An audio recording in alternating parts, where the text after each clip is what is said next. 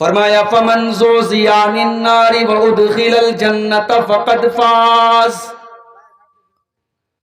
میرے بندو، تم نے نہ جانے کس کس چیز کو کامیابی سمجھ کے رکھا ہے۔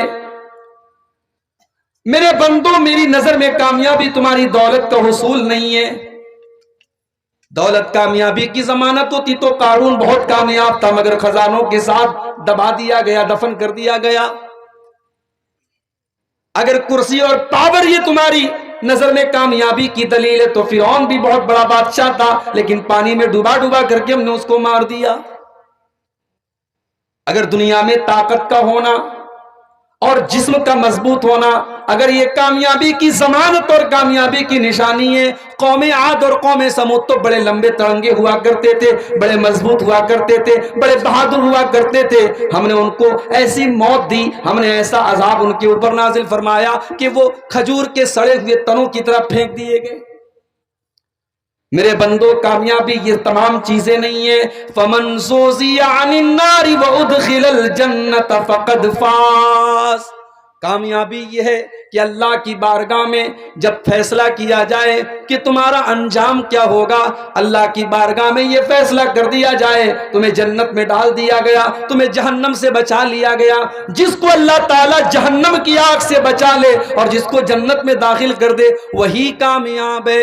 باقی یہ ساری کی ساری دنیا یہ صرف مایا جال ہے، یہ دھوکے کا سامان ہے۔ وَمَا الْحَيَاةُ الدُّنْيَا إِلَّا مَتَاعُ الْغُرُورِ۔ یہ دنیا تو دھوکے کا سامان ہے۔ اس دنیا کا اتہاس ہے، اس دنیا کی تاریخ ہے، اس نے کبھی کسی کے ساتھ وفا نہ کی، اس دنیا نے ہمیشہ بے وفائی کی ہے۔ کس کے ساتھ دنیا نے وفا کی ہے؟ کوئی ہے جو یہ کہہ سکے دنیا ہمیشہ میرے کام آئی ہے؟ سب ٹھاٹھ پڑا رہ جائے گا جب لاد چلے گا بنجارا۔ انسان جتنا بھی نام کما لے، جتنی بھی دولت کما لے، جتنی بھی پراپرٹی بنا لے، جتنی بھی کرسی اور اقتدار حاصل کر لے، ایک دن مرتا ہے اور سب کچھ چھوڑ کر کے 2 گز زمین میں دفن کر دیا جاتا ہے۔ وَمَا الْحَيَاةُ الدُّنْيَا إِلَّا مَتَاعُ الْغُرُورِ۔ میرے بندو، یہ دنیا کی زندگی تو دھوکے کا سامان ہے۔ پتہ کیا چلا؟ پتہ یہ چلا کہ اللہ کے ہاں کامیاب وہ ہوگا جو جہنم سے بچا لیا جائے۔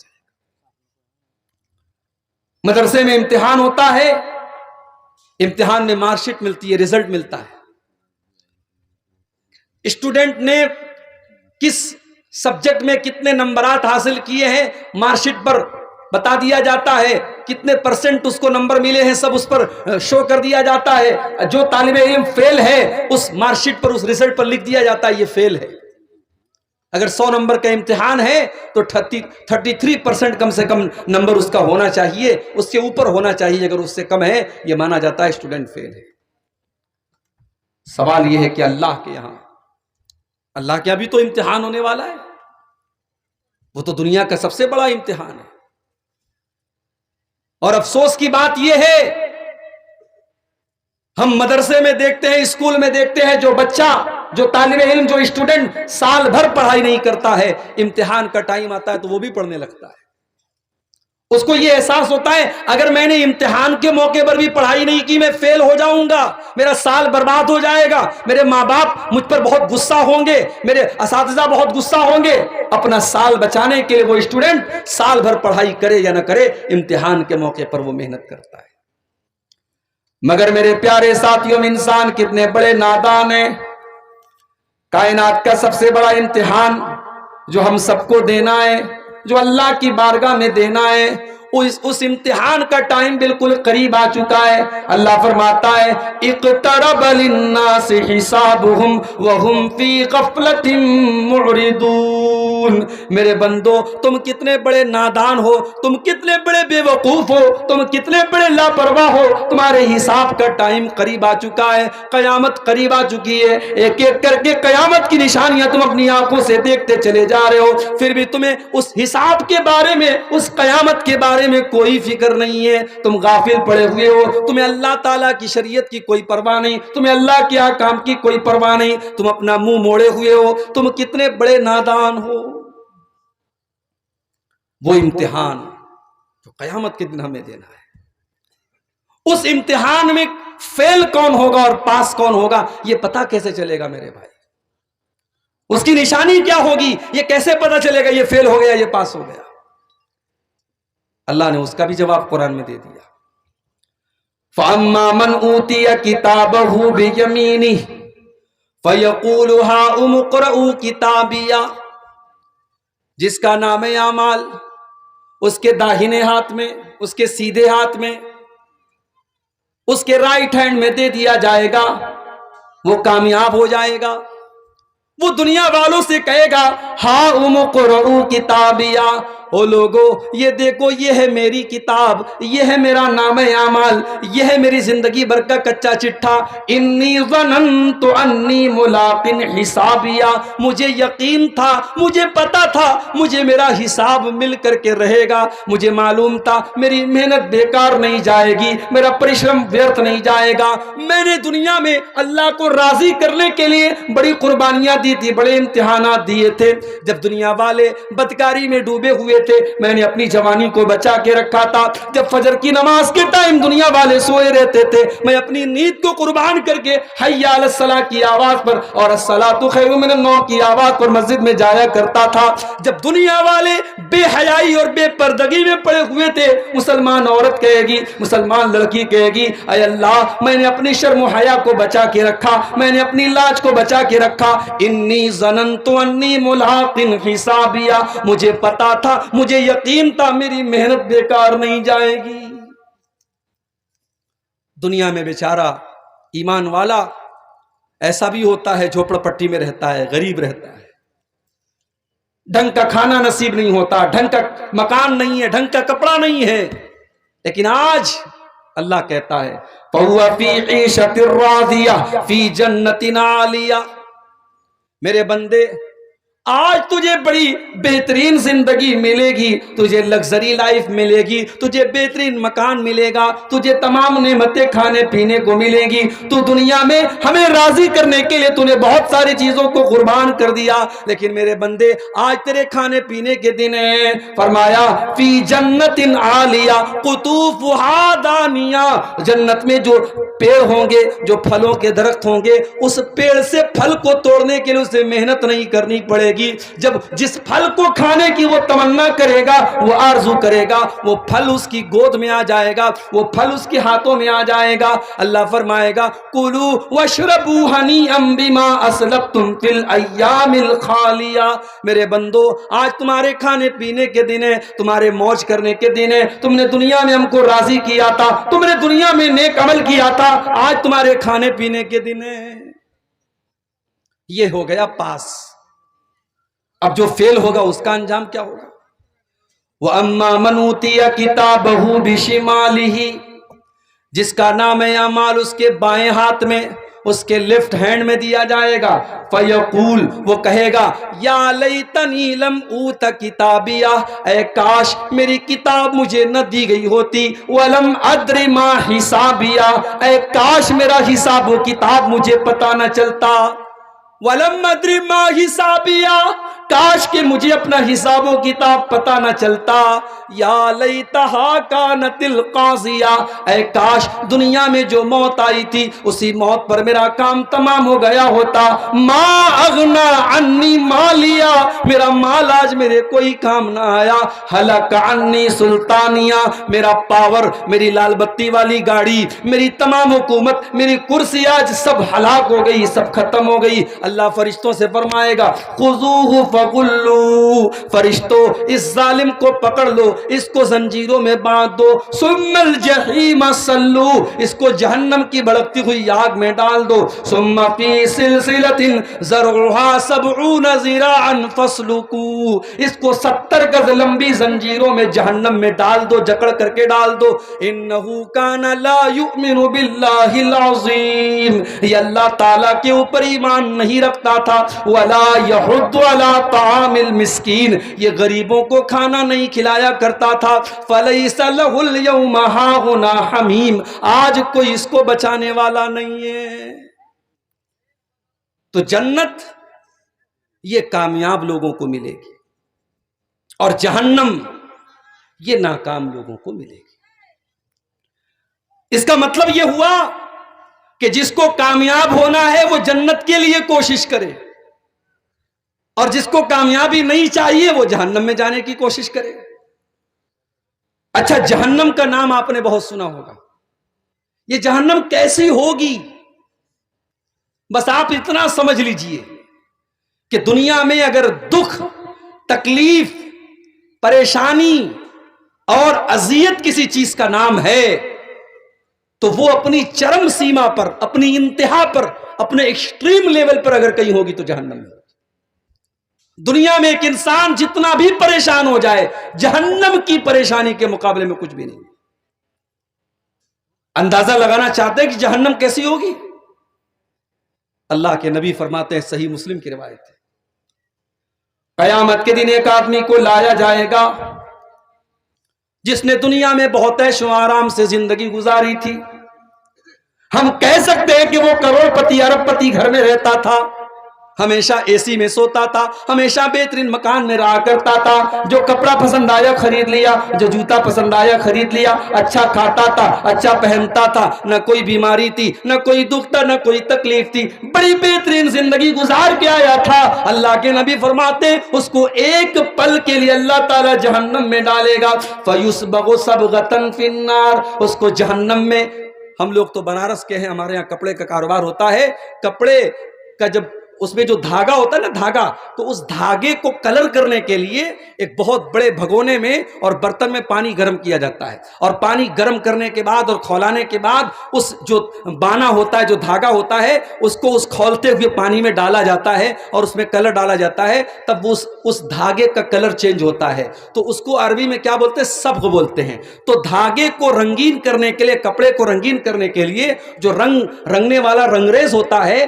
وہ ایک بار اندر ڈالتا ہے پھر نکالتا ہے، وہ زیادہ دیر تک اندر نہیں رکھتا کیونکہ ڈر ہوتا ہے کہ کلر زیادہ نہ ہو جائے۔ تو اللہ کے نبی نے یہاں جو لفظ استعمال کیا ہے وہ لفظ بڑا بہترین ہے، آپ نے فرمایا فَيُسْبَغُ صَبْغَةً فِي النَّارِ، اس کو جہنم کی آگ میں اللہ تعالیٰ ڈال کر کے فوراً نکال دے گا، ایک پل کے لیے ڈالے گا، ایک لمحے کے لیے ڈالے گا، ایک ہلکے سے سیکنڈ کے لیے، اور سیکنڈ کے بھی ایک حصے کے لیے اللہ تعالیٰ جہنم میں ڈالے گا اور جہنم سے نکالے گا، اور اللہ پوچھے گا هل رأيت خيرا قط هل مر بك نعيم قط، اے میرے بندے یہ بتا کیا تو نے دنیا میں کبھی کوئی عیش و آرام دیکھا ہے؟ کبھی کیا تو نے دنیا میں کوئی سکھ دیکھا ہے؟ کیا تو نے کبھی دنیا میں بھلائی دیکھی ہے؟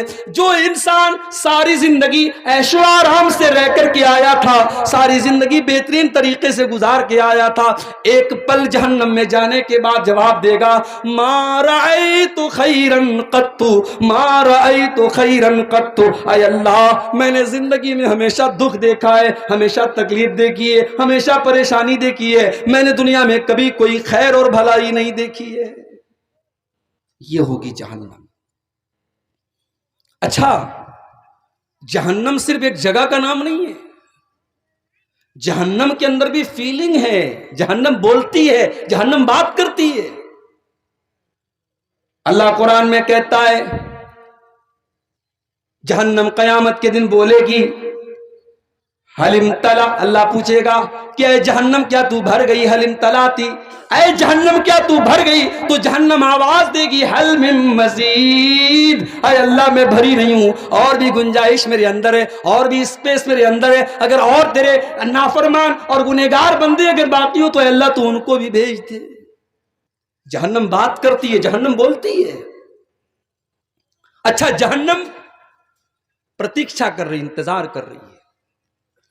اللہ قرآن کے 30ویں پارے میں فرماتا ہے ان جہنم کانت مرصادا، جہنم گھات لگا کر کے بیٹھی ہے، انتظار میں بیٹھی ہے، پرتیکشا کر رہی ہے، ویٹنگ کر رہی ہے، کس کا؟ للطاغین مآبا، جہنم ان لوگوں کا ٹھکانہ ہے جو اللہ کو ناراض کرنے والے ہیں، جو اللہ کے نافرمان ہیں، جو اللہ کے قانون کو توڑنے والے ہیں، جو اللہ کو ناراض کرنے والا کام کرتے ہیں۔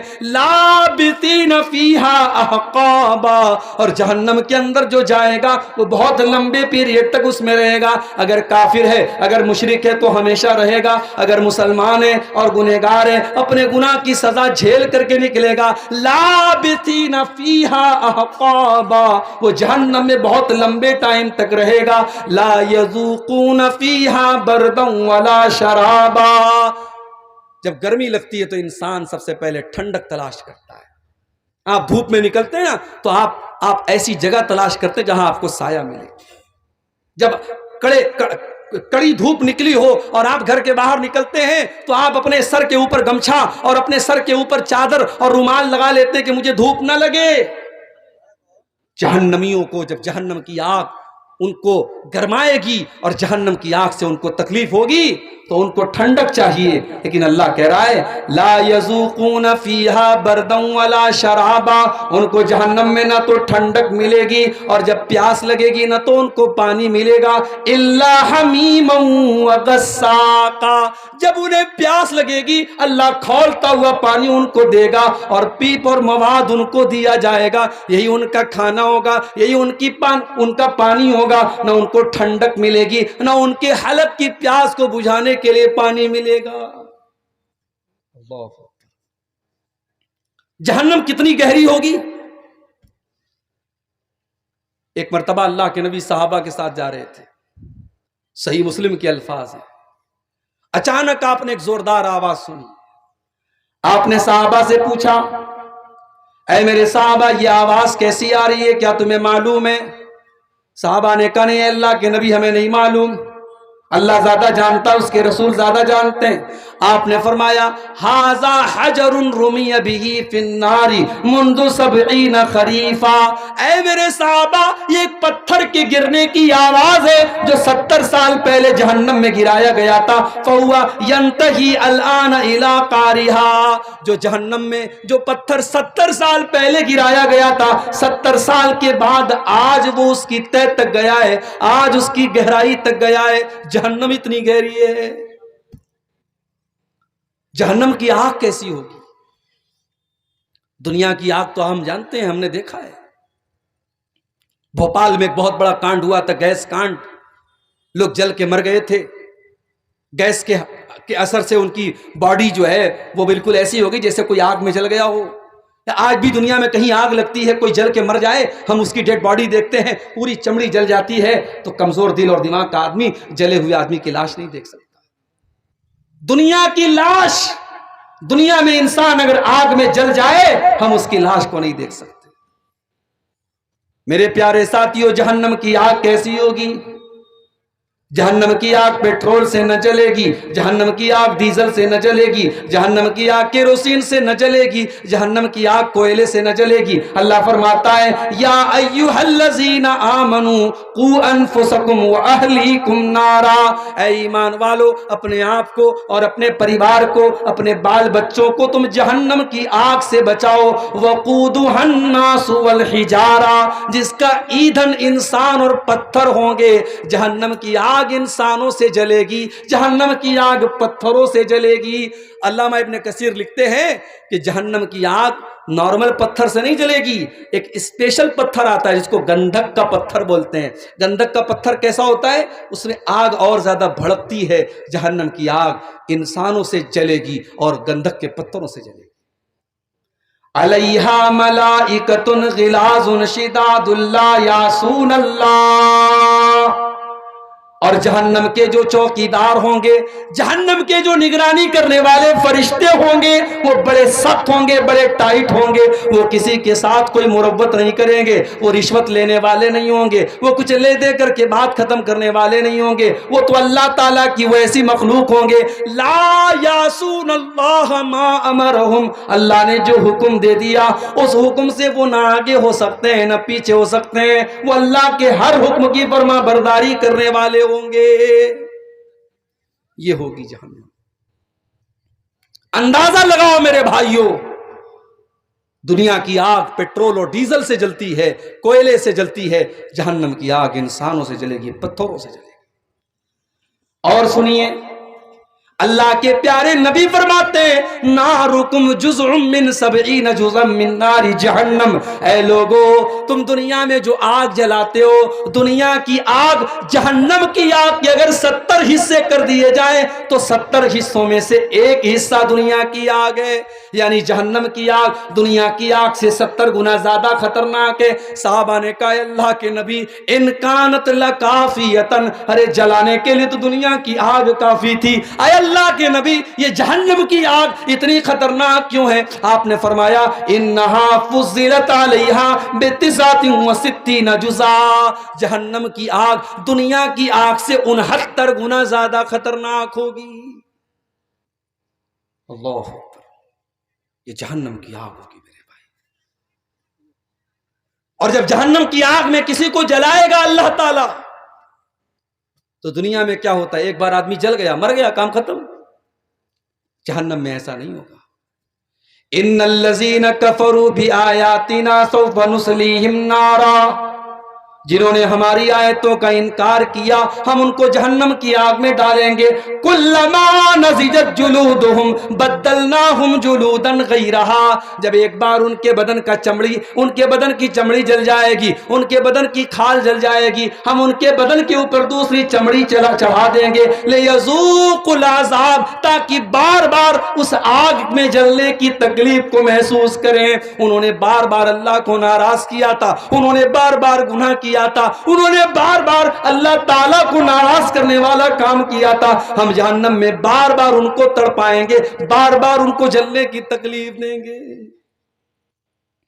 یہ ہوگی جہنم۔ جہنمیوں کو بھوک لگے گی۔ کیا جہنم میں کوئی پھل ملے گا، کوئی فروٹ ملے گا؟ ہاں ملے گا، ایک اسپیشل پھل ملے گا جہنمیوں کو۔ یہ پھل کہاں پیدا ہوتا ہے؟ دنیا میں کہیں نہیں پیدا ہوتا۔ یہ پھل دنیا میں کہیں پیدا نہیں ہوتا، یہ پھل نکلے گا تو جہنم میں نکلے گا۔ انہا شجرۃ تخرج فی اصل الجحیم، یہ زقوم نام کا ایک پھل ہوگا جو جہنم کے اندر نکلتا ہے۔ طلعھا کانہ رؤوس الشیاطین، جو دیکھنے میں اتنا بھیانک ہوگا کہ دیکھ کر کے ایسا لگے گا جیسے شیطانوں کا سر ہے، اور اس کو جب جہنمی کھائیں گے وہ ان کے حلق میں جا کر کے آگ کی طرح جلے گا۔ اللہ فرماتا ہے فَمَالِئُونَ مِنْهَا الْبُطُونَ، جہنمیوں کو اسی زقوم کے درخت کو کھلایا جائے گا، اسی کے پھل کو وہ کھائیں گے، اسی سے اپنا پیٹ بھریں گے۔ ثُمَّ إِنَّ لَهُمْ عَلَيْهَا لَشَوْبًا مِّنْ حَمِيمٍ، اور وہ کڑوا کسیلا، وہ ان کے حلق میں گرم کرنے والا پھل جب وہ کھائیں گے اس کے اوپر سے کھولتا ہوا پانی ان کو پلایا جائے گا۔ یہ جہنمیوں کا کھانا ہوگا۔ پانی کیسا ہوگا؟ وَيُسْقَى مِن مَّاءٍ صَدِيدٍ، ان کو پیپ اور مواد پلایا جائے گا۔ وہ پیپ اور مواد ہمارے بدن میں کہیں اگر زخم ہو جائے اور پیپ آ جائے، مواد آ جائے، ہم ڈاکٹر کے پاس جاتے ہیں اور جب تک وہ مواد ہمارے بدن سے نکل نہ جائے ہمیں چین نہیں ملتا ہے۔ وہ اتنا گھناؤنا ہوتا ہے، وہ اتنا بدبودار ہوتا ہے، وہ اتنا گندا ہوتا ہے، ہم اسے دیکھنا بھی گوارا نہیں کرتے۔ جہنمیوں کو پیپ و مواد پلایا جائے گا، وہ پیاس کے مارے تڑپ رہے ہوں گے، یتجرعہ ولا یکاد یسیغہ، اتنی زیادہ پیاس لگی ہوگی کہ وہ پیپ اور مواد وہ تھوڑا کر کے اپنے حلق کے نیچے اتاریں گے، لیکن اپنے اتنا کڑوا ہوگا، اتنا بدبودار ہوگا، اس کو حلق کے نیچے اتار بھی نہیں پائیں گے۔ وَيَأْتِيهِ الْمَوْتُ مِنْ كُلِّ مَكَانٍ، اور موت جہنمیوں کے پاس ہر طرف سے آئے گی۔ وَمَا هُوَ بِمَيِّتٍ، مگر جہنمی مرے گا نہیں، موت نہیں آئے گی جہنم۔ دنیا میں مجرم کو عمر پھانسی کی سزا ہو گئی، مر گیا مجرم۔ جہنم میں پھانسی کی سزا نہیں ہوگی، جہنم میں موت نہیں آئے گی۔ کیوں؟ کیونکہ جب جنتی جنت میں جائیں گے اور جہنمی جہنم میں جائیں گے، اللہ کے پیارے نبی فرماتے ہیں صلی اللہ علیہ وسلم کہ موت کو ایک دمبا کی شکل میں، ایک میڑھا کی شکل میں لایا جائے گا اور آواز دی جائے گی، اے جنتیوں پہچان لو اس کو یہ موت ہے، اے جہنمیوں پہچان لو اس کو یہ موت ہے۔ فَيُذْبَحُ، اور موت کو ذبح کر دیا جائے گا، موت کے گلے پر چھری پھیر دی جائے گی، موت کو موت آ جائے گی، موت ختم۔ اس کے بعد آواز دی جائے گی یا اہل الجنت خلود لا موت، اے جنتیوں اب جنت میں ہمیشہ رہنا ہے، اب موت آنے والی نہیں ہے۔ یا اہل النار خلود لا موت، اے جہنمیوں اب جہنم میں ہمیشہ رہنا ہے، اب موت آنے والی نہیں ہے۔ یعنی یہ سوچئے میرے بھائی، یہ ایک وقت ایسا آتا ہے نا، انسان جب تکلیف میں ہوتا ہے تو سوچتا ہے یار موت آ جائے تو سکون مل جائے، جہنمیوں کو وہ سکون بھی نہیں ملے گا، موت نہیں آئے گی ان کو۔ قرآن کریم میں اللہ فرماتا ہے وَنَادَوْا يَا مَالِكُ لِيَقْضِيَ عَلَيْنَا رَبُّكَ قَالَ إِنَّكُمْ مَاكِثُونَ۔ جہنمی جب اللہ کے عذاب سے پریشان ہو جائیں گے تو جہنم کے داروغہ سے کہیں گے، جہنم کے داروغہ کا نام کیا ہوگا؟ مالک۔ جنت کے داروغہ کا نام رضوان اور جہنم کے داروغہ کا نام مالک۔ یہ یاد کر لیجیے، جنرل نالج کی بات بتا رہا ہوں۔ تو جہنمی کہیں گے کہ اے مالک، اے جہنم کے داروغہ، لیقضی علینا ربک، اپنے رب سے کہہ دے ہمارا فیصلہ کر دے۔ قال انکم ماکثون، اللہ فرمائے گا اے فرشتوں بتا دو، ان جہنمیوں کو بتا دو تمہیں موت آنے والی نہیں ہے، تمہیں جہنم میں ہمیشہ رہنا ہے۔ یہ ہوگی جہنم، کھانا یہ ہوگا، پانی یہ ہوگا۔ دنیا کی جیل میں ہم دیکھتے ہیں، جیل میں جو قیدی ہوتے ہیں ان کا کپڑا الگ ہوتا ہے۔ جہنم بھی تو ایک جیل ہے اللہ تعالیٰ کی، جہنم کے قیدیوں کی سزا کیا، ان کا کپڑا کیسا ہوگا، ان کی ڈریس کیسی ہوگی۔ اللہ نے فرمایا فَالَّذِينَ كَفَرُوا قُطِّعَتْ لَهُمْ ثِيَابٌ مِّن نَّارٍ، ان کافروں کے لیے، ان جہنمیوں کے لیے آگ کے کپڑے کاٹے جائیں گے۔ اے اللہ ہم نے کاٹن کے کپڑے دیکھے، ہم نے سوتی کپڑے دیکھے، ہم نے اون کے کپڑے دیکھے، ہم نے آج تک آگ کا کپڑا نہ دیکھا۔ اللہ فرماتا ہے میرے بندو جہنم بڑی عجیب و غریب جگہ ہوگی۔ فَالَّذِينَ كَفَرُوا قُطِّعَتْ لَهُمْ ثِيَابٌ مِّن نَّارٍ، ہم جہنمیوں کو آگ کا کپڑا پہنائیں گے۔ اللہ آگ کا کپڑا۔ اچھا بچھونا کیسا ہوگا؟ بھئی دنیا کی جیل میں کچھ نہ کچھ تو بچھانے کے لیے ہوتا ہے، چٹائی ہی صحیح، دری ہی صحیح، ٹاٹ ہی صحیح۔ جہنم کا بچھونا کیا ہوگا، جہنم کا اوڑھنا کیا ہوگا؟ فرمایا لَهُم مِّن جَهَنَّمَ مِہَادٌ وَمِن فَوْقِهِمْ غَوَاشٍ، جہنمیوں کو جہنم کی آگ کا بچھونا دیا جائے گا اور جہنم کی آگ کا اوڑھنا دیا جائے گا۔ اوڑھنا بھی آگ کا، بچھونا بھی آگ کا اور کپڑا بھی آگ کا۔ میرے پیارے ساتھیوں ہم امیجن نہیں کر سکتے، ہم تصور نہیں کر سکتے، ہم سوچ نہیں سکتے کہ جہنم میں کتنی اذیت اور کتنی تکلیف ہوگی۔ آج کتنے پتھر دل ہو گئے ہم، جہنم کی باتیں ہم سنتے رہتے ہیں، جہنم کے بارے میں قرآن کی آیتیں پڑھتے رہتے ہیں، سنتے رہتے ہیں، ہمارے دل کے اوپر کوئی اثر نہیں ہوتا ہے۔ اللہ کے نبی فرماتے ہیں لَوْ تَعْلَمُونَ مَا عَالَمْ، جتنا میں جانتا ہوں اگر اتنا تم جان لوگے، لَضَحِكْتُمْ قَلِيلًا وَلَبَكَيْتُمْ كَثِيرًا، تمہیں ہنسی آنا بند ہو جائے گی، تمہارے چہرے پر مسکراہٹ آنا بند ہو جائے گی، تم بہت زیادہ رونے لگو گے۔ اگر تم واقعی میں جہنم کو دیکھ لو، جو میں نے دیکھا ہے، جو میں جانتا ہوں، اگر تم جان جاؤ تو تمہاری ہنسی بند ہو جائے گی اور تم بہت زیادہ رونے لگو گے۔ اگر حقیقت میں جہنم کے عذاب کو ہمیں دکھا دیا جائے تو میرے بھائیوں ہماری ہنسی بند ہو جائے گی۔ مگر ہائے افسوس، اس جہنم سے بچنے کے لیے آج ہم کیا کر رہے ہیں؟ دنیا کی تکلیف سے بچنے کے لیے تو بہت کچھ کر رہے ہیں، ملک کے حالات خراب ہیں، ہم 20 سال آگے کی پلاننگ کر رہے ہیں، ارے کیا ہوگا ہمارے ساتھ، ہم تو بارڈر کے قریب رہ رہے ہیں، یہاں تو بہت سارے مسئلے ہیں، ہمارا برتھ سرٹیفکیٹ بنا کہ نہیں بنا، ہمارا فلاں آئی ڈی صحیح ہے کہ نہیں، آدھار صحیح ہے کہ نہیں، ہم تو بڑے اپنے مستقبل کو لے کر کے ہم فکر مند رہتے ہیں نا، ہمارے بچوں کا کیا ہوگا، ہمارا فیوچر کیا ہوگا۔ اس جہنم کی آگ سے اپنے آپ کو اور اپنے پریوار کو بچانے کے لیے ہم کیا کر رہے ہیں میرے بھائی؟ اس پر بھی ذرا سینے پر ہاتھ رکھ کے سوچو۔ آج کی تقریر میں میں کچھ ایسے اعمال آپ کو بتانے جا رہا ہوں جو جہنم میں لے کر کے جانے والے ہیں۔ مقصد کیا ہے؟ مقصد یہ ہے کہ یہ خطرے کی چیزیں ہیں، اگر ہمیں یہ پتہ لگ گیا کہ یہ خطرے کی چیز ہے تو ہمیں اوائڈ کرنا، ہمیں بچنا ہے، ہمیں اس چیز سے بچنا ہے جو ہمیں جہنم میں لے کے جا رہی ہے، اس لیے کہ جو چیز ہمیں جہنم میں لے کے جا رہی ہے اس سے بچیں گے تبھی ہم جنت میں جا سکتے ہیں۔ تو آئیے چند چیزیں دیکھتے ہیں جو ہمیں جہنم میں لے کر کے جاتی ہیں۔ چیزیں تو بہت ساری ہیں، ہم کچھ لمیٹیڈ چیزیں، کچھ سیمت چیزیں آپ کے سامنے بیان کریں گے جو ہمیں جہنم میں لے کر کے جانے والی۔ نمبر 1، جہنم میں لے کر کے جانے والی پہلی چیز، سب سے خطرناک چیز، جو اللہ تعالیٰ کے یہاں معاف ہونے والا گناہ نہیں ہے، جو اللہ تعالیٰ کے نزدیک ناقابل معافی گناہ ہے، وہ کون سا گناہ ہے؟ وہ شرک ہے۔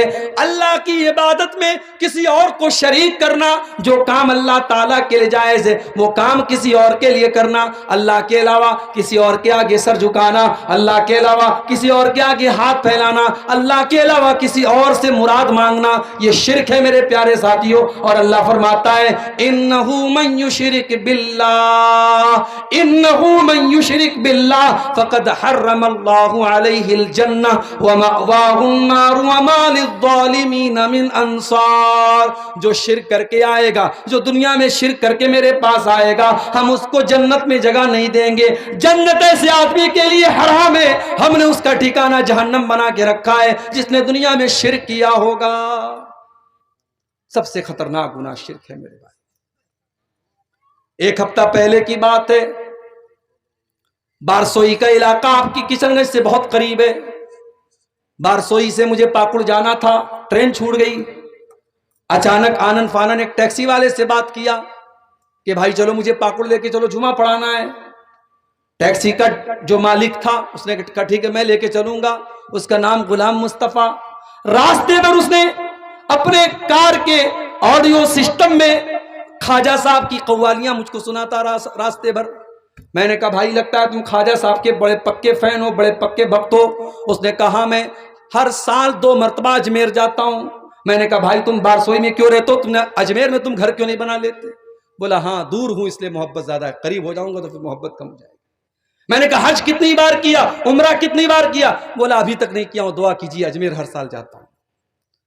یہ آج آپ کے بہار کے بہت قریب میں آپ کا علاقہ ہے بارسوئی، وہاں کے ایک مسلمان کا حال میں آپ کو بتا رہا ہوں۔ اس جیسے کروڑوں مسلمان آج ہمارے ملک میں آپ کو مل جائے۔ ان کی تمنا اللہ کا گھر دیکھنے کی نہیں ہے، ان کی تمنا اجمیر جانے کی ہے۔ کیوں؟ کیونکہ ان کو یہ سکھایا گیا ہے کہ ہمارے لیے یہی کافی ہے، ہمیں خواجہ معین الدین چشتی اجمیری ہی ہمارے غریب نواز ہیں اور یہی ہماری بگڑی بناتے ہیں۔ میرے پیارے ساتھیوں، یہ شرک ہے، اور شرک اتنا خطرناک گناہ ہے۔ اللہ قرآن میں 18 نبیوں کا تذکرہ فرماتا ہے اور 18 نبیوں کا ذکر کر کے فرماتا ہے وَلَوْ أَشْرَكُوا لَحَبِطَ عَنْهُمْ مَا كَانُوا يَعْمَلُونَ۔ ہمارے 18 نبی بھی اگر شرک کر دیتے تو ان کی بھی نیکیاں برباد ہو جاتی، ان کے بھی عمل برباد ہو جاتے۔ اللہ سورہ زمر میں اپنے نبی سے فرماتا ہے وَلَقَدْ أُوحِيَ إِلَيْكَ وَإِلَى الَّذِينَ مِن قَبْلِكَ لَئِنْ أَشْرَكْتَ لَيَحْبَطَنَّ عَمَلُكَ وَلَتَكُونَنَّ مِنَ الْخَاسِرِينَ۔ اے نبی اگر آپ نے بھی شرک کر دیا تو آپ بھی برباد ہو جائیں گے اور آپ کی نیکیاں بھی برباد ہو جائیں گی۔ شرک کرنے والا حج کرتا رہے، عمرہ کرتا رہے، نماز پڑھتا رہے، زکوٰۃ دیتا رہے، دان خیرات کرتا رہے، اس کی نیکی کا اللہ کا کوئی مطلب نہیں ہے جب تک وہ شرک سے توبہ نہ کرے۔ اور اگر اسی شرک کی حالت میں مر گیا تو اس کی ہم جنازے کی نماز نہیں پڑھ سکتے، اس کی مغفرت کی دعا نہیں کر سکتے ہم میرے بھائی۔ اتنا خطرناک گناہ ہے اللہ کے نزدیک۔ تو یہ پہلی چیز ہے جو ہمیں جہنم میں لے کے جاتی ہے۔ اور یہاں ایک بات اور نوٹ کر لیجیے، ابھی ربیع الاول کا مہینہ گزرا، ہمارے بہت سارے بھائیوں نے نعرہ لگایا سرکار کا دامن پکڑ لیں گے، سرکار کی آمد مرحبا، سرکار کا دامن پکڑ لیں گے۔ قیامت کے دن اللہ کے نبی کا دامن بھی کسی مشرک کو نصیب نہیں ہوگا۔ اللہ کے نبی قیامت کے دن اپنی امت کی صفات کریں گے، اپنی امت کی سفارش کریں گے، مگر کان کھول کر کے سن لو، کسی مشرک کے لیے اللہ کے رسول سے سفارش نہیں کریں گے۔ حضرت ابو ہریرہ نے پوچھا اللہ کے نبی سے اے اللہ کے رسول، من اسعد الناس بشفاعتک یوم القیامہ، قیامت کے دن وہ کون سا خوش نصیب ہوگا جس کی آپ شفاعت فرمائیں گے؟ اللہ کے نبی نے فرمایا اے ابو ہریرہ مجھے یقین تھا یہ سوال سب سے پہلے تم ہی کرو گے، لما رأیت من حرصک علی الحدیث، کیونکہ میں دیکھتا ہوں کہ تم میری حدیثوں کو سیکھنے کے بڑے حریص ہو، تمہارے اندر اللہ کے رسول کی حدیثوں کو سیکھنے کی تڑپ ہے۔ آج اس پر بھی ہمیں غور کرنے کی ضرورت ہے۔ ہم اہل حدیث ہیں الحمدللہ، مگر یہ تڑپ ہمارے اندر ہے کہ نہیں؟ اللہ کے رسول کی حدیثوں کو سیکھنے کی تڑپ ہے کہ نہیں؟ ابھی ایک صاحب نے بتایا، مولوی صاحب ہمارے یہاں کفن کے کپڑے میں بڑا مسئلہ ہوتا ہے، عورت کا کفن ہے تو 5 کپڑے، مرد کا کفن ہو تو 3 کپڑے۔ دلیل کیا ہے؟ دلیل یہ ہے کہ ہوتا چلا ہے۔ علامہ البانی رحمۃ اللہ علیہ کی بڑی مشہور کتاب ہے احکام الجنائز، انہوں نے لکھا ہے کوئی دلیل موجود نہیں ہے کہ عورت کے کفن میں 5 کپڑے ہوں۔ حدیثوں میں جہاں بھی کفن کا ذکر ہے 3 چادر کا ذکر ہے، جس میں کوئی قمیص نہیں ہوتی تھی۔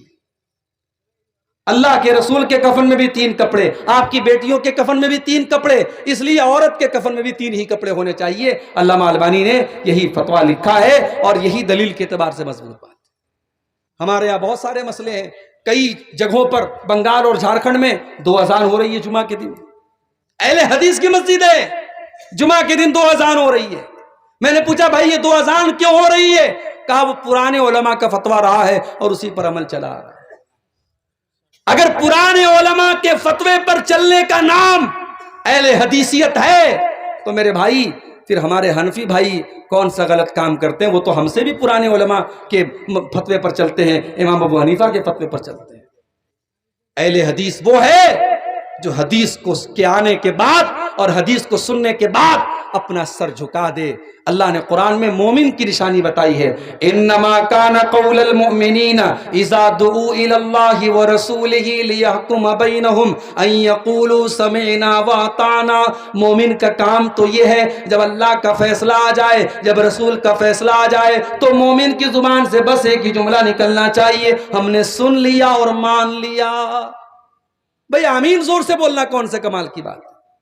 سینے پر ہاتھ باندھنا کون سے کمال کی بات ہے؟ رفع یدین کرنا کون سے کمال کی بات ہے؟ کمال کی بات یہ ہے کہ اللہ کے رسول کی حدیثوں سے ہمیں محبت ہو جائے، اللہ کے رسول کی حدیث سے ہمارا اوڑھنا بچھونا ہو جائے۔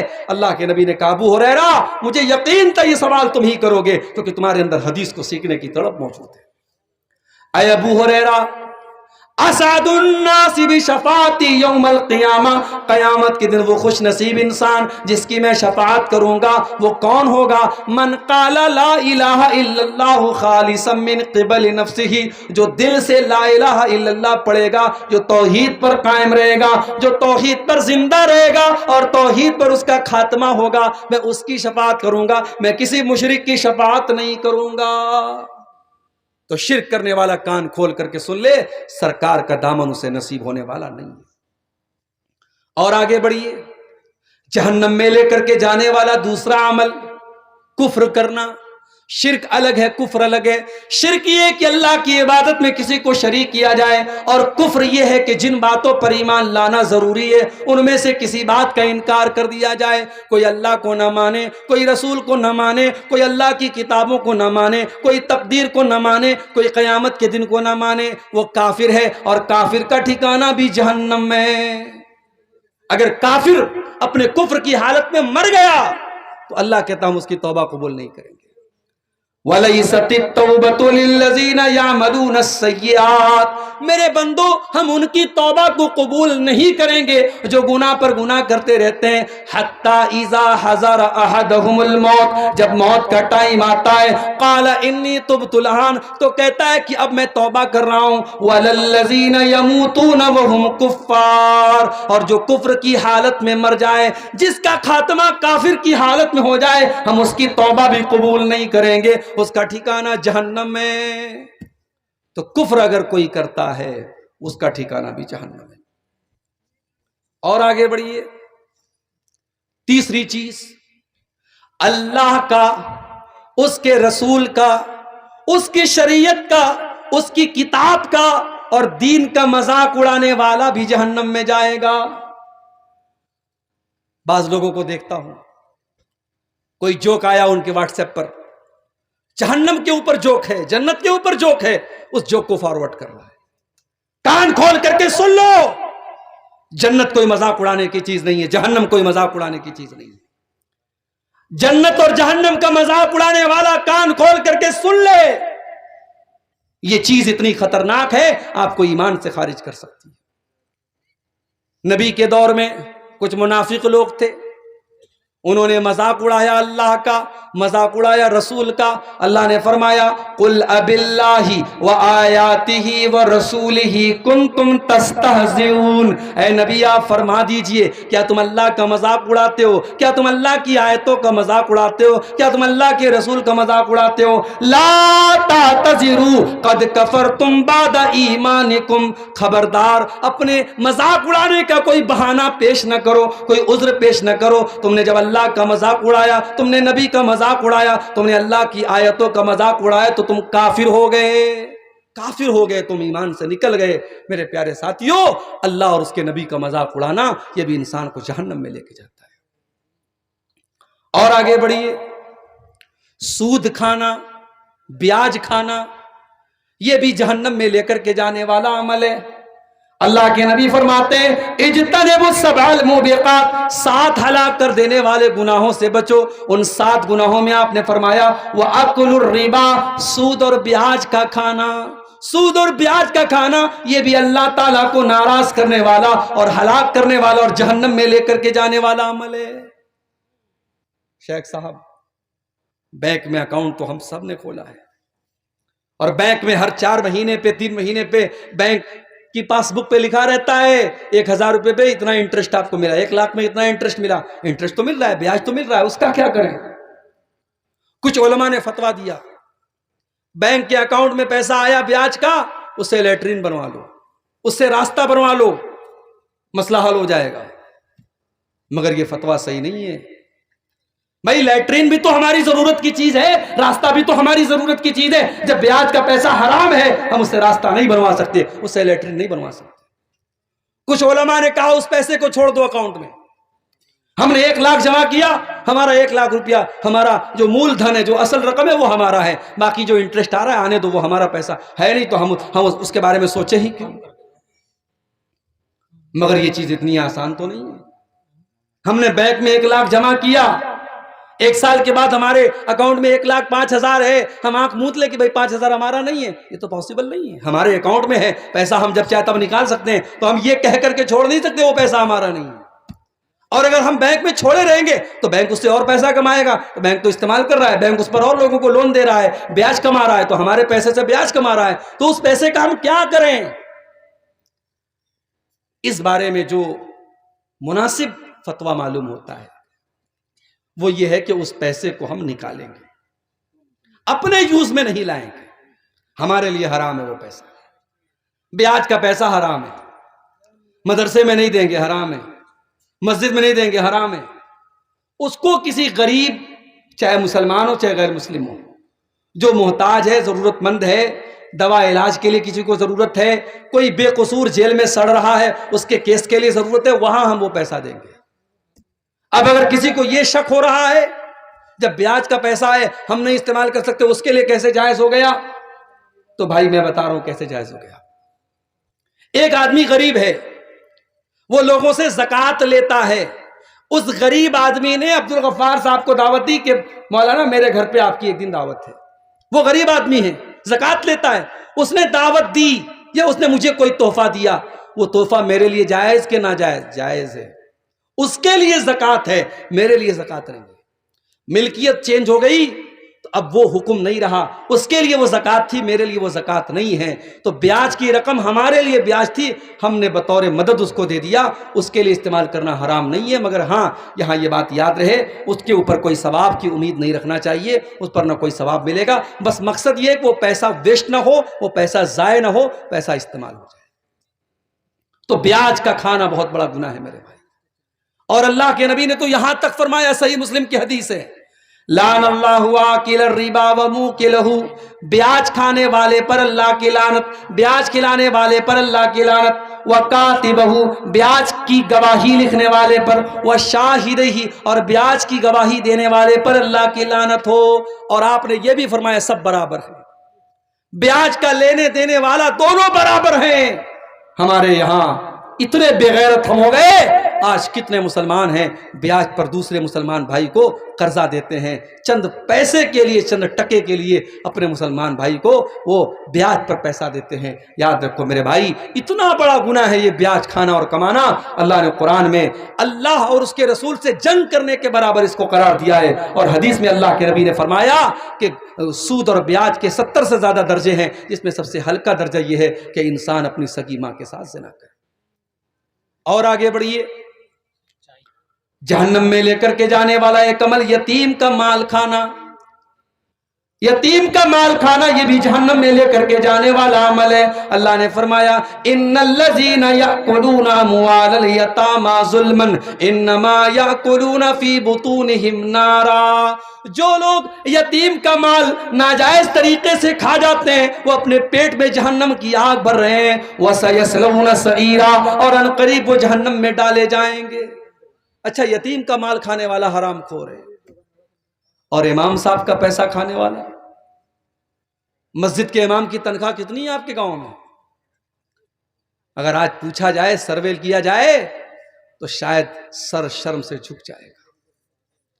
ابھی کانپور میں، اتر پردیش کے کانپور میں گاؤں میں ایک مسجد کے امام نے خودکشی کر لی، سوسائڈ کر لیا۔ امام صاحب کے کمرے میں لوگ گئے، دروازہ کھولا تو سامنے پنکھے پر امام صاحب کی لاش لٹک رہی تھی۔ پتہ لگایا گیا کہ امام صاحب نے یہ قدم کیوں اٹھائے، وہ تو مولوی تھے، عالم تھے، ان کو کیا پتہ نہیں تھا کہ خودکشی کرنا حرام کام ہے؟ پتہ یہ چلا 5,000 روپیہ تنخواہ تھی امام صاحب کی، اور آج کے دور میں 5,000 کیا حیثیت رکھتا ہے میرے بھائی؟ امام صاحب کو اپنا پریوار بھی چلانا تھا، وہ بیچارے بہار کے، جھارکھنڈ کے کہیں رہے ہوں گے، وہ اپنے پریوار کو کیا دیتے رہے ہوں گے، خود کیا کھاتے رہے ہوں گے؟ معاشی تنگی اور آرتھک پریشانیوں کو دیکھ کر کے امام صاحب اس حد تک چلے گئے کہ انہوں نے خودکشی کر لی۔ میرے بھائیوں، اس امام کا خون کیا اس مسجد کے ذمہ داروں کی گردن پہ نہیں جائے گا؟ کل اللہ سوال نہیں کرے گا؟ تیری مسجد کا امام جو 5 ٹائم کی نماز تجھے پڑھاتا تھا، تیری مسجد پر جمعہ کا خطبہ دیتا تھا، تو اتنا کنگال اور اتنا غریب ہو گیا تو اپنی مسجد کے امام کو اتنی تنخواہ بھی نہ دے سکا کہ وہ اپنا جیون یاپن کر سکے، اپنے پریوار کا خرچہ چلا سکے۔ میرے بھائیوں، ایک معمولی مزدور، مزدوری کرنے والے مزدور کی بھی کم سے کم روزانہ کی جو اس کی پگار ہوتی ہے، جو اس کا روزانہ کا محنتانہ ہوتا ہے، کم سے کم 400-500 روپیہ ہوتا ہے، اور آج 5,000 میں، 6,000 میں مسجدوں میں امامت کروائی جا رہی ہے۔ دنیا کی سب سے خطرناک ڈیوٹی لوگ کرواتے ہیں، پورا گاؤں مسجد میں فجر کی نماز میں نہ آئے کوئی مسئلہ نہیں ہے، امام صاحب اگر کسی دن فجر کی نماز میں نہیں آئے تو گاؤں کے ہر آدمی کو حق حاصل ہے امام صاحب کی گردن پکڑ کے پوچھے، امام صاحب آپ فجر میں کیوں نہیں آئے، فجر میں کیوں نہیں آئے؟ اتنی خطرناک یہ ڈیوٹی ہے، اور تنخواہ کتنی ہے؟ 5,000 روپیہ۔ شرم آنی چاہیے ہمیں اور آپ کو۔ اور میں نے ایک مرتبہ تقریر میں یہ بھی کہا تھا کہ ہر آدمی چاہتا ہے اپنے پریوار کے ساتھ رہے، ہر بچہ چاہتا ہے اپنے باپ کے ساتھ رہے، ہر بیوی چاہتی ہے اپنے شوہر کے ساتھ رہے۔ یہ قوم اس قدر گر چکی ہے، اس نے اپنی مسجدوں کے اماموں کو اور اپنے مدرسے کے ٹیچروں کو ہمیشہ ان کی فیملی سے دور رکھا۔ بڑے بڑے مدرسوں کی بات کر رہا ہوں، جو باہر کے ملکوں سے جہاں زکوٰۃ اور خیرات کا پیسہ آتا ہے، کروڑوں اور اربوں میں آتا ہے، ان مدرسوں کی بات کر رہا ہوں۔ انہوں نے اپنے ٹیچروں سے کہہ دیا ہے، صاحب ہمارے یہاں فیملی کوارٹر کا انتظام نہیں ہے، آپ کے رہنے کا انتظام ہے، فیملی کو نہیں رکھ سکتے آپ۔ بیچارے مولوی صاحب گاؤں سے کافی دور مدرسہ ہے، بیچارے مہینے میں 1 بار 2 بار کبھی گئے، بچوں سے مل لیے۔ باپ زندہ ہے، بچے باپ کے بغیر پل رہے ہیں، شوہر زندہ ہے، بیوی شوہر کے بغیر رہ رہی ہے۔ میرے بھائیوں، جس قوم نے اپنے عالموں کو جیتے جی ان کے بچوں کو یتیم بنا دیا، ان کی عورتوں کو بیوہ بنا دیا، اس قوم کو اللہ کا حساب دینا پڑے گا۔ تم نے اپنے عالموں پر یہ ظلم کیوں کیا ہے؟ ہر مسجد کے امام کے لیے فیملی کوارٹر کا انتظام ہونا چاہیے۔ ہر مدرسے کے ٹیچر کے لیے فیملی کوارٹر کا انتظام ہونا چاہیے. اگر یتیم کا مال کھانے والا حرام خور ہے اور یتیم کا مال کھانے والا جہنم میں جائے گا, اس عالم اور اس مولوی اور اس قرآن کے پڑھنے پڑھانے والے قاری اور حافظ کا حق مارنے والا بھی اپنے انجام کی خیر منائے, اس لیے کہ قرآن پڑھنے پڑھانے والا کوئی معمولی آدمی نہیں ہوتا. میرے پیارے ساتھیوں, خیرکم من تعلم القرآن وعلمہ, اللہ کے نبی فرماتے ہیں کہ تم میں سب سے بہترین انسان وہ ہے جو قرآن کو پڑھتا ہے اور قرآن کو پڑھاتا ہے. اور آگے بڑھیے, یتیم کا مال کھانے والا بھی جہنم میں جائے گا.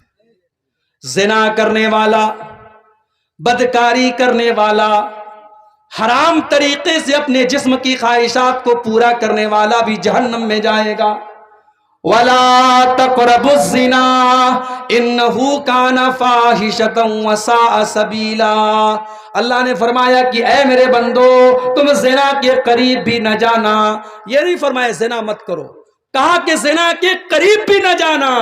ریلوے پٹری کے پاس لکھا رہتا ہے دور رہیے, بہت سپر فاسٹ گاڑی جانے والی ہے, ریلوے پٹری سے دور رہیے. کہیں کرنٹ اور خطرے کا نشان رہتا ہے تو دور سے لکھا رہتا ہے بڑے بڑے اچھروں میں کہ یہ خطرے کی چیز ہے, اس سے دور رہیے. اللہ نے کہا زنا سماج کے لیے اور سوسائٹی کے لیے بہت بڑا خطرہ ہے. ولا تقربوا الزنا, زنا کے قریب بھی نہ جانا. انہ کان فاحشۃ وساء سبیلا, یہ بڑا ہی گندا کام اور بڑا ہی برا راستہ ہے. ہم نے کیا کیا؟ ہم نے یہ کر دیا صاحب, شادی ہوگی تو 3 لاکھ روپیہ 4 لاکھ روپیہ جہیز کی ڈیمانڈ ہوگی. ابھی ایک صاحب بتانے لگے کٹیہار میں مجھے کہ ایک مولانا صاحب تھے, ان کی شادی کا ٹائم آیا, کسی نے کہا مولانا صاحب آپ تو مولانا ہیں, آپ تو جہیز مت دیجیے. بولے اپنی بہن کو میں نے 3 لاکھ روپیہ دیا, میں نے دیا ہے تو لوں کیوں نہ, میں نے دیا ہے تو میں لوں گا بھی. یہ سوچ ایک مولانا صاحب کی تھی. یہ پورا شیرشاہ آبادی برادری کا علاقہ, یہ پورا سیمانچل کا علاقہ, کتنے غریب باپ ہیں, بیٹیاں جوان ہو چکی ہیں, مزدوری کرتے ہیں, شادی کا ٹائم آتا ہے, لڑکے والے ڈیمانڈ کرتے ہیں, باپ زمین جائیداد کا کاغذ گروی رکھ کر کے لون لیتا ہے, بینک سے پیسہ لیتا ہے, قرضہ لیتا ہے, اپنا خون بیچ کر کے اپنی بیٹی کے جہیز کا انتظام کرتا ہے. میرے پیارے ساتھیوں, جس سماج میں نکاح کو اتنا مشکل کر دیا جائے, اس سماج میں زنا اگر آسان ہو گیا ہے تو کوئی حیرت کی بات نہیں ہے. میرے نبی نے زنا کو مشکل بنایا تھا, میرے اسلام نے زنا کو مشکل بنایا تھا. اتنا مشکل بنا دیا, اگر کنوارا لڑکا زنا کرے, کنواری لڑکی زنا کرے تو قرآن کہتا ہے الزانیۃ والزانی فاجلدوا کل واحد منہما 100 جلدہ. زنا کرنے والے مردوں کو اور زنا کرنے والی عورتوں کو 100 کوڑے کی سزا دے دو. 100 کوڑے کی سزا زانی کو دی جائے گی اگر وہ کنوارا ہے, اور یہ 100 کوڑے کی سزا بھی کسی بند کمرے میں نہیں دی جائے گی. اللہ نے فرمایا وَلْيَشْهَدْ عَذَابَهُمَا طَائِفَةٌ مِّنَ الْمُؤْمِنِينَ, پبلک پلیس میں, ساروجنک استھل پر سب کے سامنے دی جائے گی تاکہ دنیا دیکھ لے زانی کی سزا کیا ہے. اور اگر زنا کرنے والا شادی شدہ ہے, وواہت ہے, آلریڈی اس کی بیوی ہے, آلریڈی اس کا شوہر ہے, اگر شادی شدہ مرد اور عورت زنا کرے تو اسلام تو اتنی کٹھور سزا بتاتا ہے کہ اس کو رجم کیا جائے. پھانسی نہیں دی جائے گی, گردن نہیں ماری جائے گی, اس کو رجم کیا جائے گا. رجم کا مطلب کیا ہوتا ہے؟ رجم کا مطلب پتھروں سے مار مار کے ختم کیا جائے گا. اور آج لوگ کہتے ہیں صاحب اسلام میں بڑی خراب یہ سزا ہے, اسلام میں یہ بڑی خراب سزا ہے, اتنی کٹھور سزا نہیں دینی چاہیے. مگر مجھے یاد آتا ہے راج ٹھاکرے کا اسٹیٹمنٹ آیا تھا جب دلی میں ایک کانڈ ہوا تھا اور چلتی بس میں رات میں ایک لڑکی کے ساتھ ریپ ہوا تھا, اور پورے بھارت میں میڈیا میں اس وقت بہت وہ معاملہ اچھلا تھا.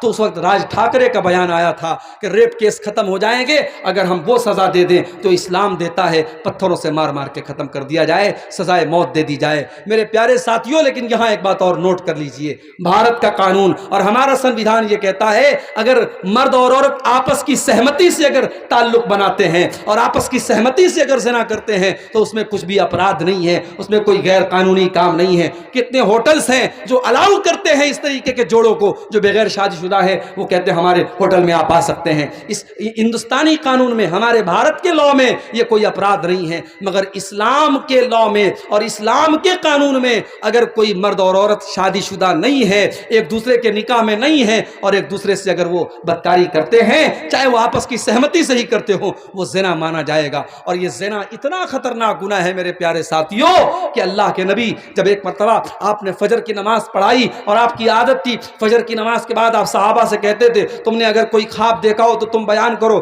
کبھی صحابہ اپنا خواب بیان کرتے تھے, کبھی اللہ کے نبی اپنا خواب بیان کرتے تھے. ایک مرتبہ اللہ کے نبی نے کہا میں نے خواب دیکھا کہ 2 فرشتے آئے اور مجھے لے کے گئے اور میں نے مختلف چیزوں کا منظر دیکھا. میں نے ایک جگہ دیکھا ایک تندور ہے اور تندور کے اندر آگ جل رہی ہے اور میں نے جھانک کے دیکھا ننگے مرد اور ننگی عورتیں نظر آئیں اور ان کے نیچے سے ان کی شرمگاہ کی طرف سے آگ کے شعلے ان کی شرمگاہ کے اندر جا رہے ہیں, ان کی باڈی کے اندر جا رہے ہیں اور وہ چلا رہے ہیں, وہ چیخ رہے ہیں. میں نے فرشتوں سے پوچھا یہ کون لوگ ہیں؟ فرشتوں نے کہا رک جائیے ابھی ہم بتاتے ہیں. تھوڑی دیر کے بعد فرشتوں نے بتایا ہؤلاء الزنات والزوانی, اے اللہ کے نبی یہ زناکار مرد ہیں, یہ زناکار عورت ہیں جنہوں نے اپنی شرمگاہوں کا غلط استعمال کیا تھا, جنہوں نے اپنی خواہشات کا غلط استعمال کیا تھا. جہنم کے اندر ان کو الگ سے یہ عذاب دیا جائے گا کہ جہنم کی آگ اسی شرمگاہ میں ان کے داخل ہوگی جس شرمگاہ کے ذریعے انہوں نے یہ غلط کام کیا تھا. میرے پیارے ساتھیوں, آج اپنی نوجوان نسل کو اگر زنا اور بدکاری سے بچانا ہے اللہ کے واسطے نکاح آسان کر دو, نکاح کو آسان کرو. کہ بارات کا سسٹم, یہ جہیز کا سسٹم, یہ برادری واد کی شرط, یہ ساری شرطیں ختم کرو. ایک شرط ہو لڑکی دیندار ہونی چاہیے, لڑکا دیندار ہونا چاہیے. یہ شرط اگر لگا دی جائے کہ دیندار لڑکی ملی ہم شادی کر لیں گے, ہم ایک پیسہ جہیز نہیں لیں گے. یہ لڑکے والے جس دن طے کر لیں, لڑکے کی ماں جس دن طے کر لے, اگر ایک لڑکا اس پورے جلسے میں پورے پروگرام میں بیٹھا ہوا ایک نوجوان یہ طے کر لے کہ میں اپنی شادی میں جہیز نہیں لوں گا, اس کا باپ طے کر لے, اس کی ماں طے کر لے, ایک پریوار بچ جائے گا, ایک غریب کی بیٹی بچ جائے گی. وہ حرام طریقے سے پیسہ کما کر کے اپنی بیٹی کے جہیز کا انتظام نہیں کرے گا. میرے پیارے ساتھیوں, آج ان رسم و رواج نے نکاح کو مشکل اور زنا کو آسان بنا دیا. اور مجھے اللہ کے نبی کی وہ حدیث یاد آتی ہے, آپ نے فرمایا تھا اذا خطب الیکم ممن ترضون دینہ وخلقہ, جب تمہاری لڑکیوں کے لیے اچھے گھر کا اور دیندار لڑکے کا رشتہ مل جائے تو اپنی لڑکی کی شادی ایسے لڑکے کے ساتھ کر دو. اگر ایسا نہیں کرو گے تم جہیز کے چکر میں پڑو گے, تم برادری واد کے چکر میں پڑو گے, تم اپنے رسم و رواج کے چکر میں پڑو گے. اگر ایسا نہیں کرو گے تو زمین میں بہت بڑا فتنہ اور فساد پھیل جائے گا, اور وہ فتنہ اور فساد آج اپنی آنکھوں سے ہم دیکھ رہے ہیں. تو زنا یہ بھی بہت خطرناک گناہ ہے جو جہنم کی طرف لے کے جاتا ہے. اور آگے بڑھیے, جہنم میں لے کر کے جانے والا ایک اور گناہ, اپنی ذمہ داری کو صحیح طریقے سے نہ نبھانا. آپ کو اللہ تعالیٰ نے اگر کسی چیز کی ذمہ داری دی, پاور دیا, اختیار دیا, اپنے پاور کا اگر آپ نے غلط استعمال کیا تو یہ گناہ بھی آپ کو جہنم میں لے کر کے جائے گا. اللہ کے نبی فرماتے ہیں, صحیح مسلم کی روایت ہے, ما من عبد یسترعیہ اللہ رعیتا, جس بندے کو اللہ تعالیٰ جس بندے کے کندھے کے اوپر کوئی ذمہ داری ڈالتا ہے اور بندہ اس ذمہ داری کو صحیح طریقے سے نہیں نبھاتا ہے, ثم یموت یوم یموت وہو غاش لرعیتہ, اور اس حالت میں مر جاتا ہے کہ وہ اپنی ذمہ داری کو صحیح طریقے سے نہیں نبھا رہا ہے, الا حرم اللہ علیہ الجنہ, ایسے انسان کے اوپر اللہ تعالیٰ جنت کو حرام کر دیتا ہے, اس کا ٹھکانہ جہنم بن جاتا ہے. میں جان رہا ہوں رات زیادہ ہو رہی ہے, دھیرے دھیرے اب آپ حضرات کا صبر اور برداشت کا مادہ جواب دے رہا ہے, مگر یہ بڑی اہم باتیں ہیں میرے بھائیوں. میں چاہتا ہوں میں ادھر ادھر کی کوئی بات نہیں بیان کروں گا, جہنم میں لے کر کے جانے والی چند چیزیں اور بیان کروں گا, بات ختم کروں گا. یہ جو پوائنٹ میں بیان کر رہا ہوں اس پر تھوڑا سا آپ توجہ دیجیے. اللہ کے نبی نے کہا جو ذمہ داری آپ کے کندھے پر ڈالی جائے, اگر آپ نے ذمہ داری کو نہیں نبھایا تو جنت حرام ہو جائے گی. اب ذرا ہم سب غور کریں, ہم میں سے جو لوگ کسی لڑکی کے باپ ہیں, کسی لڑکے کے باپ ہیں, کوئی عورت کسی لڑکی کی ماں ہے, ظاہر ہے ماں کا ہونا یہ بھی ذمہ داری ہے, باپ کا ہونا یہ بھی ذمہ داری ہے, اولاد بھی ہمارے کندھے پر ایک ذمہ داری ہے. ہماری اولاد اگر غلط راستے پر جا رہی ہے, اگر بیٹیاں غلط راستے پر جا رہی ہیں, بیٹے غلط راستے پر جا رہے ہیں, اور باپ اپنی آنکھوں سے دیکھ رہا ہے اور باپ اپنے بیٹے کو بچانے کے لیے کوئی کام نہیں کر رہا ہے, اور ماں اپنی بیٹی کو بچانے کے لیے کوئی کام نہیں کر رہی ہے, اس کا مطلب کہ وہ اپنی ذمہ داری کو صحیح طریقے سے نہیں نبھا رہی ہے. اور اللہ کے نبی کیا فرما رہے ہیں, اگر اسی حالت میں آپ کی موت ہو گئی اور آپ نے باپ ہونے کا فرض نہ نبھایا, آپ نے ماں ہونے کا فرض نہیں نبھایا, الا حرم اللہ علیہ الجنہ, ایسے انسان کے اوپر جنت حرام ہو جائے گی. آج تو بڑا آپس میں جھگڑا چلتا ہے. گاؤں میں نے کئی گاؤں دیکھا مسلمان کی آبادی زیادہ ہے, گاؤں کا پردھان اور گاؤں کا مکھیا مسلمان ہوتا تھا, مگر جب الیکشن آیا ادھر ایک مسلمان کھڑا ہو گیا, ادھر دوسرا مسلمان کھڑا ہو گیا, ادھر تیسرا مسلمان کھڑا ہو گیا. ایک پردھانی کے الیکشن میں اور ایک مکھیا کے الیکشن میں 3-4 مسلمان کھڑے ہو گئے. نتیجہ یہ نکلا کہ جو سیٹ ہر سال مسلمان لے کے جاتا تھا اس سال کسی غیر مسلم کے ہاتھ میں چلی گئی. کیوں؟ کیونکہ مسلمان آپس میں لڑ پڑے. ہم عہدے اور کرسی کے لیے لڑ پڑتے ہیں. جمعیتوں کے چناؤ میں ہم دیکھتے ہیں بڑے گٹھ جوڑ ہوتے ہیں, مسجد کے متولی اور مدرسے کی مینجمنٹ کی کمیٹی میں بڑے گٹھ جوڑ ہوتے ہیں. میرے بھائیوں, اگر یہ عہدہ اور کرسی اور اقتدار جس کی لالچ میں انسان آج کتنے ہاتھ پیر مارتا ہے, اگر اس کو یہ پتا چل جائے کہ کتنی بڑی ذمہ داری ہے یہ عہدہ اور کتنی بڑی ذمہ داری ہے یہ اقتدار اور کرسی, تو شاید انسان اس کو لینا کبھی گوارا نہیں کرے گا. یہ آپ کے کندھے پر, اگر آپ کسی عہدے پر ہیں, یہ عہدہ آپ کے کندھے پر اللہ کی طرف سے ایک ذمہ داری ہے, ایک امانت ہے, اور اگر اس امانت میں آپ نے خیانت کی ہے, اللہ کے نبی فرما رہے ہیں اسی حالت میں اگر مر گئے الا حرم اللہ علیہ الجنہ, اس انسان کے اوپر جنت حرام ہو جائے. اور آگے بڑھیے, تکبر کرنے والا بھی جہنم میں جائے گا. اب تکبر اور اہنکار اور گھمنڈ چاہے دولت کا ہو, چاہے شہرت کا ہو, چاہے نام کا ہو, چاہے علم کا ہو, کسی بھی طریقے کا تکبر اگر ہے, تکبر انسان کو جہنم میں لے کے جائے گا. اللہ کے نبی فرماتے ہیں لا يدخل الجنت من کان فی قلبہ مثقال ذرۃ من الکبر, جس کے دل میں ذرہ برابر بھی تکبر اور گھمنڈ ہوگا وہ جنت میں نہیں جائے گا. ایک اور حدیث میں آپ نے فرمایا کہ کیا میں تم کو ان لوگوں کے بارے میں نہ بتا دوں جو جہنم میں جانے والے ہیں؟ صحابہ نے کہا اللہ کے نبی ضرور بتائیے. آپ نے فرمایا کل عتل جواز مستکبر, ہر وہ انسان جہنم میں جائے گا جو اکھڑ ہو, جو گھمنڈی ہو, جو بد زبان ہو.